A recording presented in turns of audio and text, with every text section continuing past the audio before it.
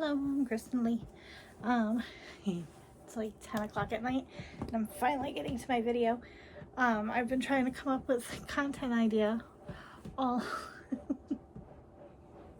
all afternoon. So far I've had a really busy week. So I'll get into it with my wrap up if I remember. But today we're going to talk about Yellowstone and the hot freaking mess that the show is, and how I binged season 1 in like 2 days, and then I'm halfway through season 2. So, the person that got me into it was my grandmother. She absolutely loves the show, and I have other friends that have told me that they love the show and that they think that I would like the show, and I haven't gotten around to it. So I finally got around to it, and I like it, but it's one of those well-written dumpster fires of a show. It just, I don't know. I don't know. It just, there's no really, in my opinion, there's no likable character. They're all morally gray, which all humans are, but it just, there's no, like, I don't know, there's never really a happy ending. Like, there's a happy moment, but each episode there's just, it's a dumpster fire. It's just crazy. And like, there's just so many different side stories going on with the main story, and I prefer the side stories over the main story. So if you haven't watched yet, it's about John Dutton, which is played by Kevin Costner. He is a well-to-do rancher in Montana, and the way that I see him is, oh my god, what was his name?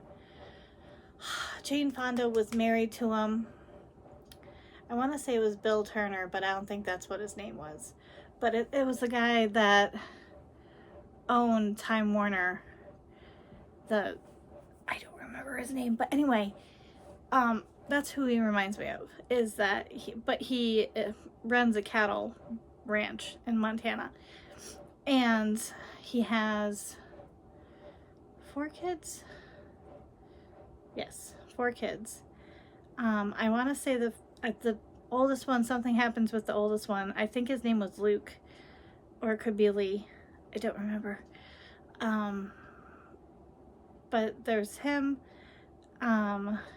there's Jamie, there's Beth, and there's Casey. And Jamie is a lawyer. I don't like him at all. Every time I want to feel bad for him, he does something where I'm like, ew, I don't like you. I just don't like him at all. Beth is the epitome of a toxic human being. Like, she is just sheer poison.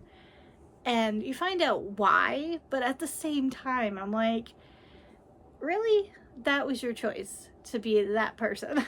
Like, but there are really cool parts of her because she is that toxic. She is such a badass. Like, when she does like business deals and stuff, I'm blown away because she's so childish in the home. She's still living, well, she moved back to help her father with something. I don't remember why they all had to come back to live at the house. I don't know whether it's because of the health thing that he finds out and he's just trying to have his family around him, or if there was something going on. I don't remember. Anyway, but her job is to crush businesses, to buy up businesses and crush them. So she's a badass. But like I said, there are just times where she's just very childish and has mommy daddy issues really bad. And so there's her, Jamie, and then there's Casey, and Casey is a war veteran. it hasn't really come around what the big fight was about, other than the fact that he got his girlfriend at the time pregnant, and wanted to marry her. And, but I don't know if there's more to it, because he's also a Marine that's done tours, so I don't know. They haven't gotten into that much of his backstory, because when they show his story, it's his story now and trying to make roots with his family, and he's a hot mess. He really is. And he and his wife have a son, and that kid, the trauma this child has gone through in a season and a half is bananas to me. Like, I know it's a drama. I understand that they have to have things happen, and these are things that happen all the time. It just, the snake and the frickin', what else happened to him? Oh my god. The river. I mean, this kid, and then they leave this, and that's the other thing. As a child care provider, I am getting furious about how many times they just leave this kid with just people. Like, he had no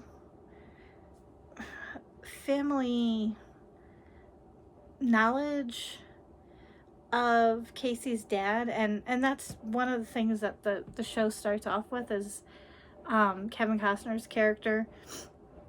He wants a relationship with his grandkid that he didn't want.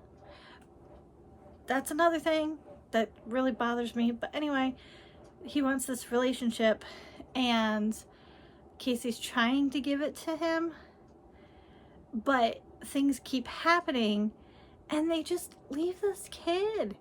Like, there's a part where something happens to this kid's mom, and Casey's with his wife in the hospital, and because kids aren't allowed where she was in the hospital, they left him with a nurse, and he's freaking out, and that really bothers me. I'm like, I don't know. But anyway, he and his wife tried to raise their son on a reservation because she's native, I don't know her tribe, so I'm gonna just say she's indigenous. But Monica's awesome. I love her. I'm trying to think. And then there's Rip, who is, he kind of is part of the family, but not. And then there's a thing about branding. I'm not doing this show justice at all, but if you've watched the show, you know exactly what I'm talking about. But I don't want to give too many things away, because in case you want to watch the show. I don't know. Nana loves Rip. That's her favorite character. But he kind of comes off as a big bully, but that's kind of his job on the ranch, is to keep all the cowboys in line so that the jobs that they have to do throughout the day go smooth. And then my favorite character actually is Jamie. His name is Jimmy. I don't know what I was thinking. Kid that was going in this wrong direction. I think he'd been in prison a few times. I don't remember. But the grandfather goes to Kevin Costner's character and is like, hey, you know, he's gonna be dead or in prison, so can you help me out? So he takes him on the ranch, and this poor kid, like, he gets all of the crap jobs because he's low man on totem pole. Oh my god. But I like Jamie. He's dumb, but he's got heart, and I love it. But I don't know, like, the other thing that I like about it is that there was a huge thing, because I live in California now, but living in upstate New York and now in California, tourism is a huge thing, you know, and it brings in money for the state, but usually people that are from that state, they hate the tourists. And Montana is going through when a lot of people from California, they didn't want to pay the new taxes that were coming out. I want to say it happened 2018, 2019. I don't remember. But a lot of YouTubers and people that were just starting to make millions had to now pay this tax, or they could sell their property and use their money from selling their house to finance a house out of state. So it kind of touches on that. So it's kind of cool to watch it on the flip side in the show, and how they're trying to get rid of tourism, or at least have it have its own space and not take over the entire state. And then the other character is Tom, and he is the chief of the reservation, and I want to say the Council of Montana, but I don't remember if it's the entire state or if it's just a certain section. I love him. Like, I've been rooting for him, even though he's technically supposed to be the bad guy, but I don't think that he's the bad guy, because he's looking at it as he's running this casino, and he's decided, I'm going to not play chess anymore with the federal government and the state government and all these different ranchers. I'm going to play Monopoly, and I'm going to get investors, and I'm going to start buying land back and giving it back to my people. So it starts off as a good idea, but I have a feeling it's not going to work out. I'm trying to think, there's other people.